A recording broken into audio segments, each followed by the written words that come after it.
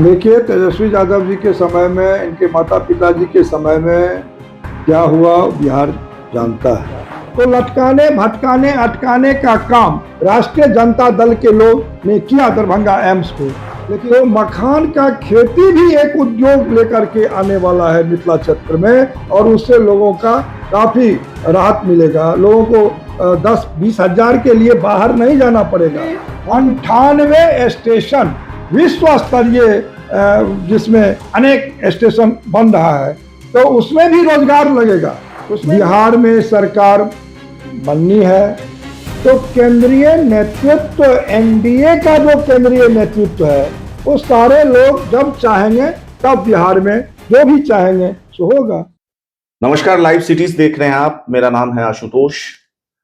जैसा कि मैंने पहले भी बताया कि बिहार में इन दिनों राजनीतिक जो हलचल है वो तेज हो गई है, क्योंकि सीएम नीतीश कुमार अब दिल्ली आ रहे हैं और भारतीय जनता पार्टी का जो कयास लगाया जा रहा है वो ये है कि भारतीय जनता पार्टी का मुख्यमंत्री होगा। यह लगभग ये तय भी माना जा रहा है। हालांकि अभी तक कोई औपचारिक घोषणा नहीं हुई है। ये कयासों के आधार पर ये खबरें चल रही है। हमारे साथ बात करने के लिए भारतीय जनता पार्टी के दरभंगा संसदीय क्षेत्र से लोकसभा सांसद गोपाल जी ठाकुर है। इनसे बातचीत करेंगे, मिथिला के विकास के मुद्दे पे बात करेंगे, और लेकिन उससे पहले कर लेते हैं बात बिहार की सियासत को लेकर के, गठबंधन की राजनीति को लेकर के। सर, बहुत स्वागत है आपका लाइव। बहुत बहुत धन्यवाद आपको भी।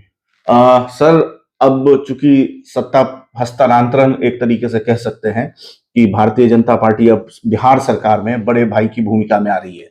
आपकी सरकार पहले भी थी, एनडीए की सरकार थी, जेडीयू की, उसमें लीड कर रहा था, लेकिन अब आप लोग के हाथ में, जैसा कि हम लोग के पास सोर्सेज से खबर है कि आप लोग लीड करेंगे सरकार को, आपका अपना सीएम होगा। क्या कहेंगे इस पर?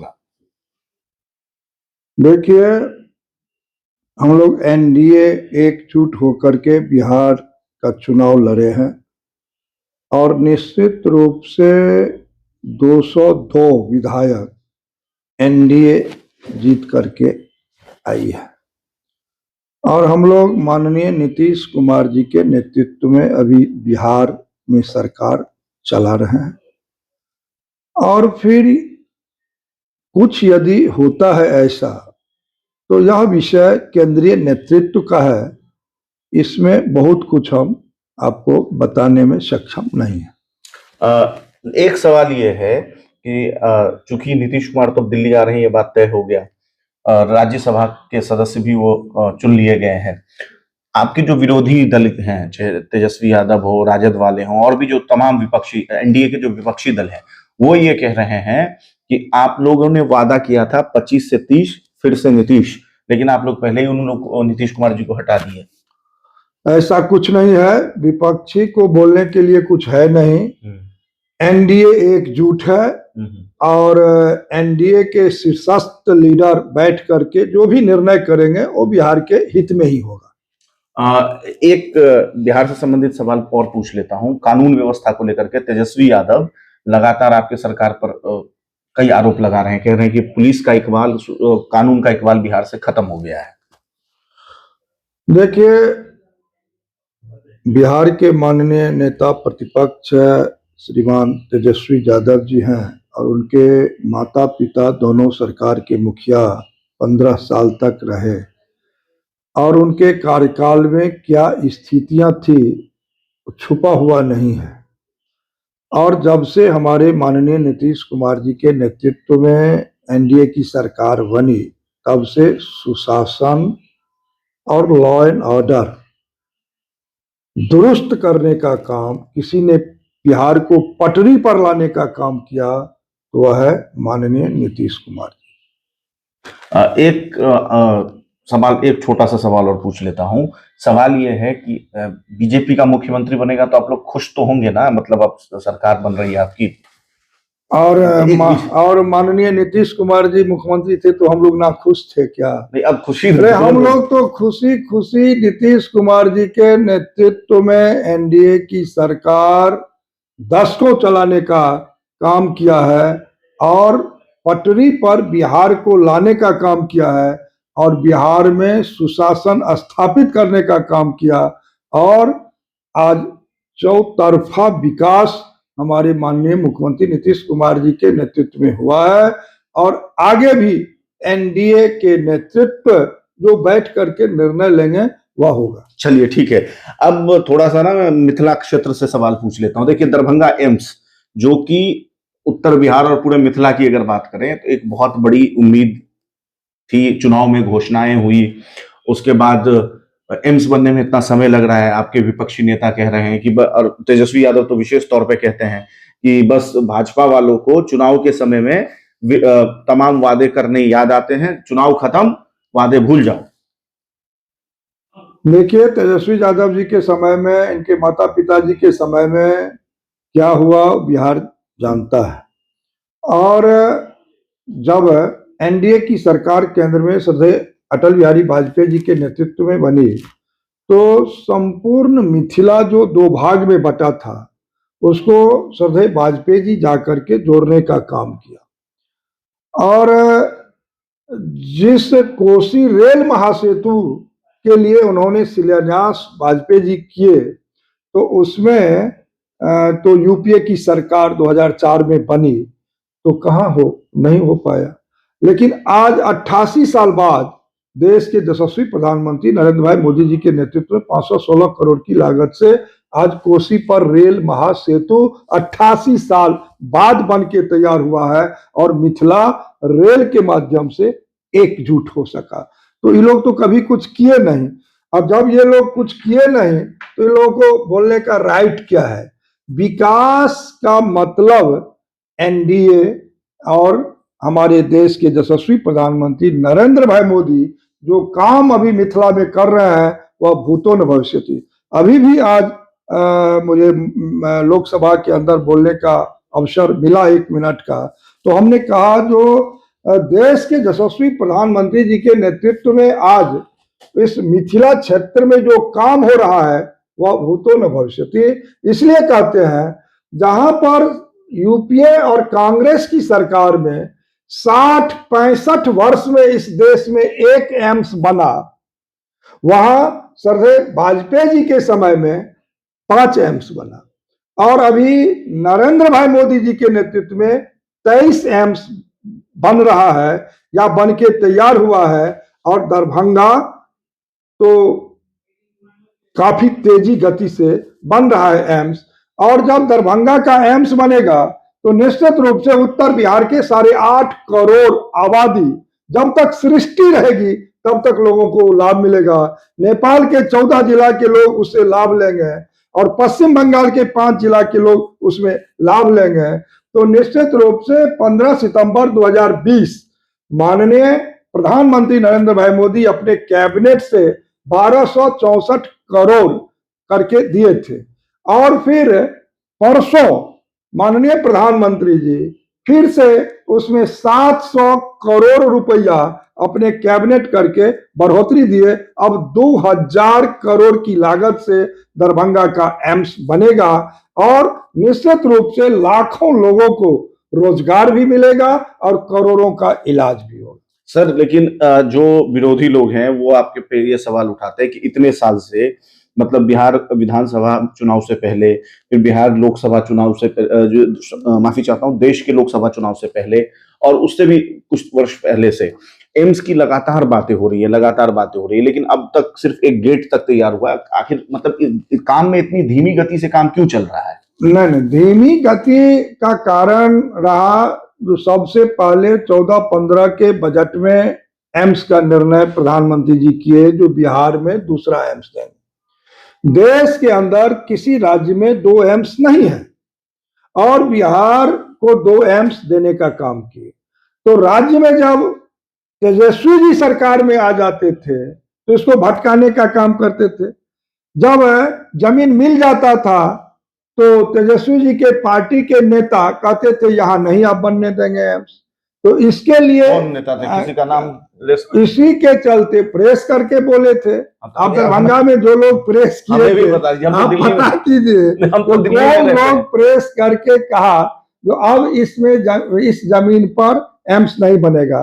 तो लटकाने भटकाने अटकाने का काम राष्ट्रीय जनता दल के लोग ने किया दरभंगा एम्स को। लेकिन आज फिर से जब हम लोग एनडीए एकजुट होकर के, तब वहां पर आज एम्स का बाउंड्री का काम हो गया है और कल परसों 700 करोड़ उसमें कैबिनेट हुआ।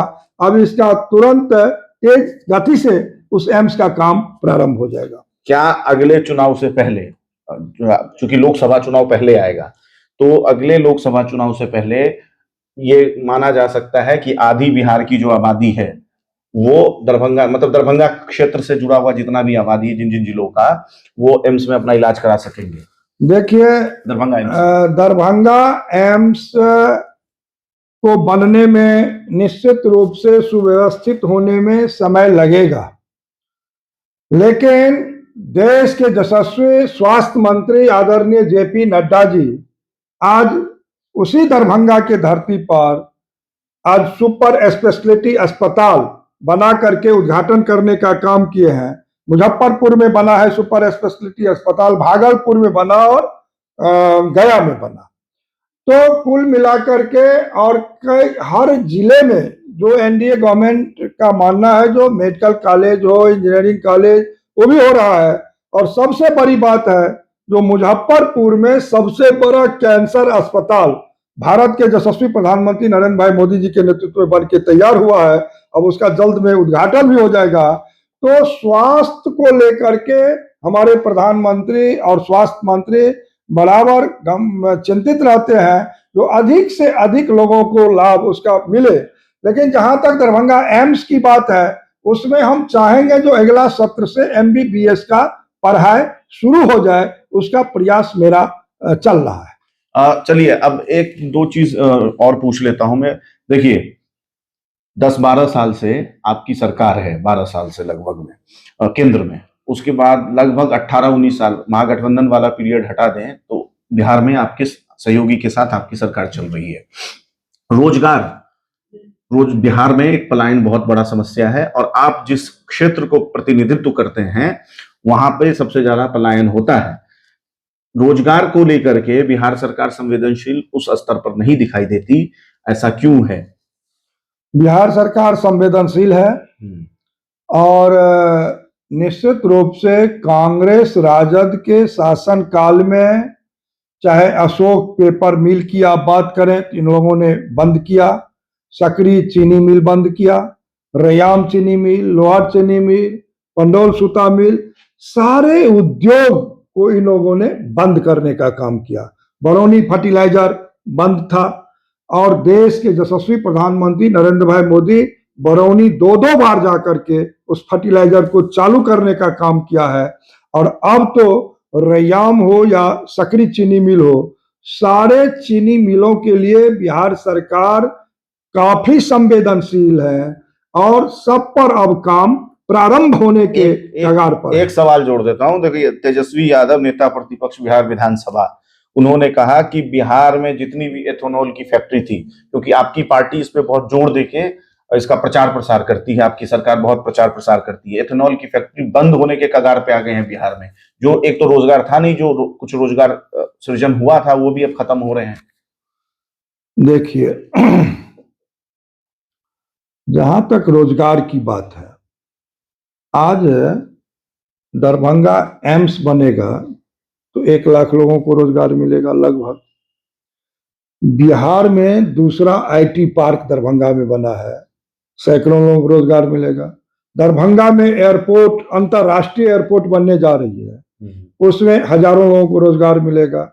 आज सकरी चीनी मिल चालू होने के कगार पर, अब उसमें सारा प्रक्रिया जितना था सब हो चुका है, उसमें लोगों को रोजगार मिलेगा।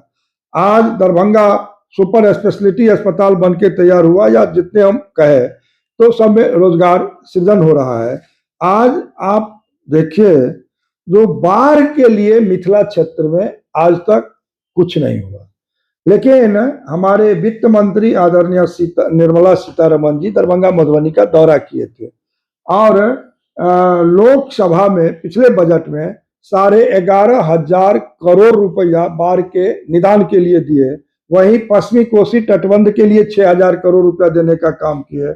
आज तक बिहार में एक भी बोर्ड नहीं बना, और मखान बोर्ड 550 करोड़ रुपया, अब वो साधारण विषय आप समझते हैं, यदि मिथिला के लोग मखान का खेती प्रारंभ कर दे तो उसका सारा जमीन उद्योग में परिवर्तित होगा। और हम शुरू से कहते थे, जो हमने तो मिथिला मखान जीआई टैग भी करवाने का काम किया आदरणीय पीयूष गोयल जी से।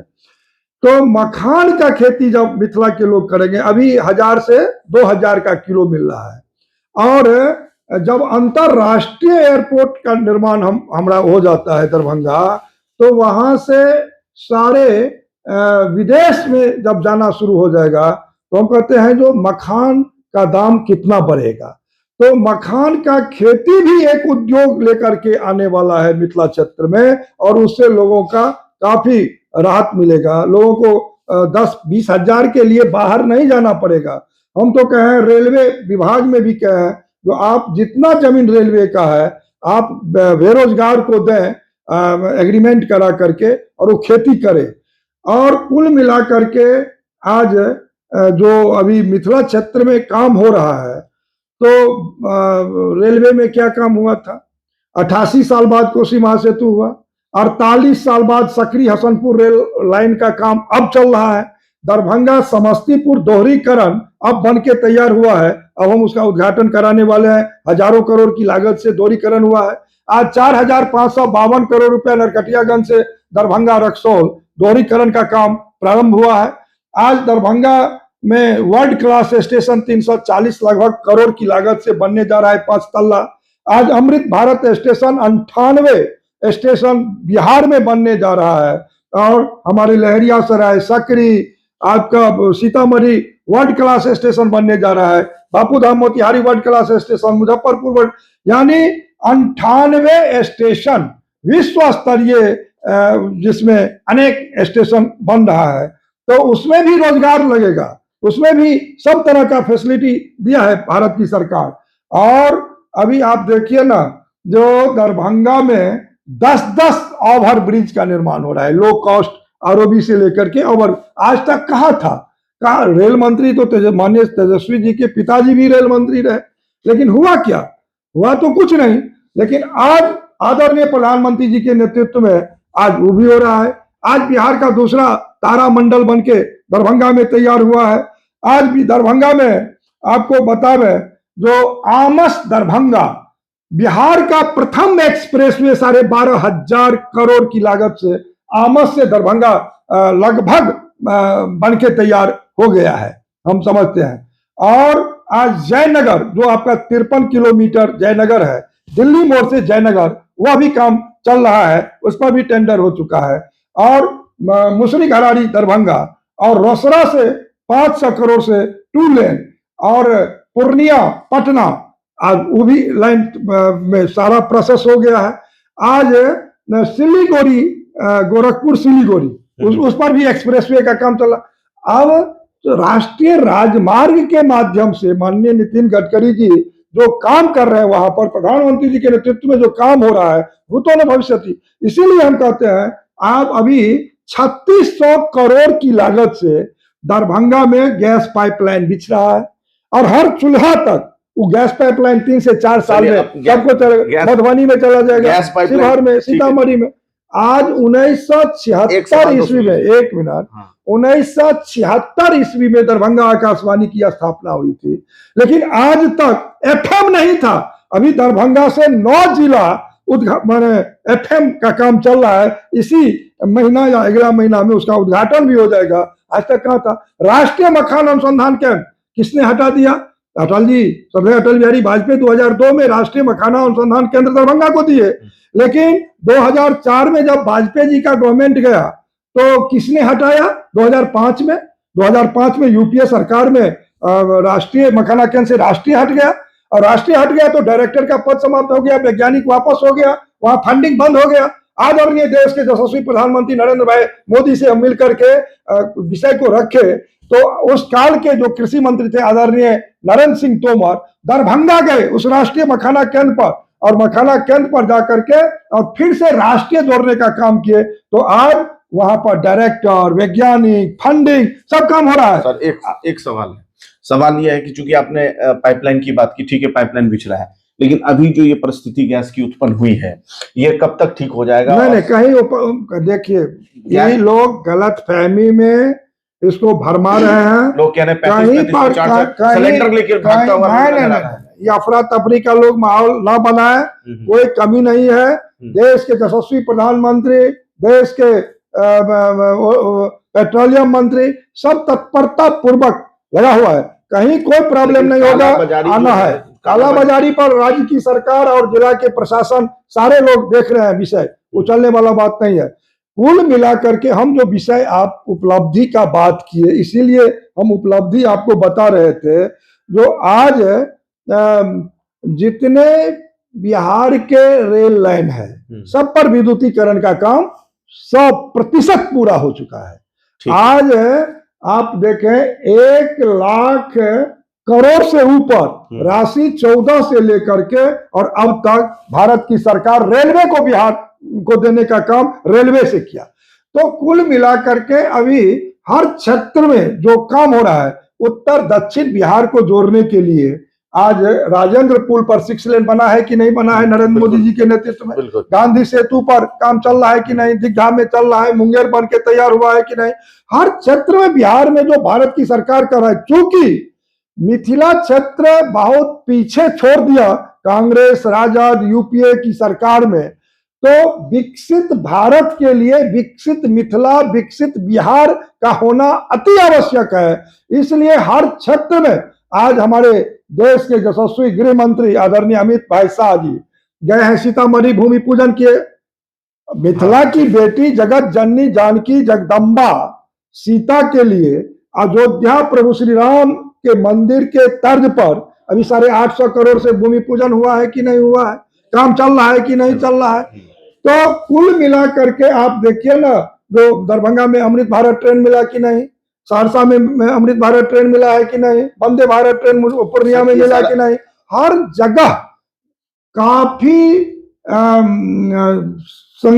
काफी परिश्रम करके वहां बिहार को आगे लाने के दिशा में हर क्षेत्र में काम हो रहा है। माननीय नीतीश कुमार जी भी जो काम किए कम समय में, सो अद्वितीय काम किए।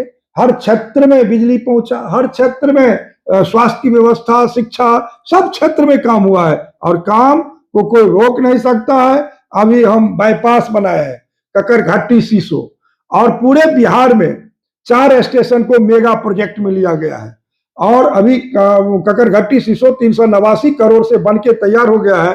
36 जोड़ा ट्रेन उस पर हम चालू करवाए। प्रधानमंत्री जब भूमि पूजन करने गए थे एम्स का, उसी में उसका उद्घाटन करवाए। और वो मेगा प्रोजेक्ट में 5 साल का वो प्रोजेक्ट है, वो न्यू स्टेशन वहां बन के तैयार हो जाएगा। तो कुल मिलाकर के हर क्षेत्र में जो काम हो रहा है सो अद्वितीय काम हो रहा है। आने वाला समय में जो आपका मिथिला क्षेत्र है उसको कोई दुनिया का ताकत रोक नहीं सकता है। सुनिए, अब एक सवाल ले लीजिए, चूंकि आपके पास समय का अभाव है, इसलिए मैं ये जानना चाहूंगा कि अब थोड़ा एक राजनीतिक सवाल लेके इस इंटरव्यू को अंत करते हैं कि सरकार, जो नई सरकार का गठन है आप लोगों का, मैं कोई विवादित सवाल आपसे नहीं पूछ रहा हूँ, एक साधारण सवाल पूछ रहा हूँ कि जो नई सरकार का गठन है वो कब तक लग रहा है कि कब तक इस नए मुख्यमंत्री के तौर पर शपथ ग्रहण वगैरह हो जाएगा? नहीं, हम तो पहले ही कहे ना आपको, जो बिहार की सरकार चल रही है, बिहार में सरकार बननी है, तो केंद्रीय नेतृत्व, एनडीए का जो केंद्रीय नेतृत्व है वो सारे लोग जब चाहेंगे तब बिहार में जो भी चाहेंगे सो होगा। अभी कुछ तय नहीं हुआ है? अभी मेरे नॉलेज में कुछ नहीं। चलिए, तो ये थे हमारे साथ दरभंगा के भारतीय जनता पार्टी के सांसद, दरभंगा लोकसभा क्षेत्र से गोपाल जी ठाकुर जी, जिन्होंने तमाम मुद्दों पे अपनी बात रखी। बाकी तमाम खबरों के लिए देखते रहिए लाइव सिटीज। नमस्कार।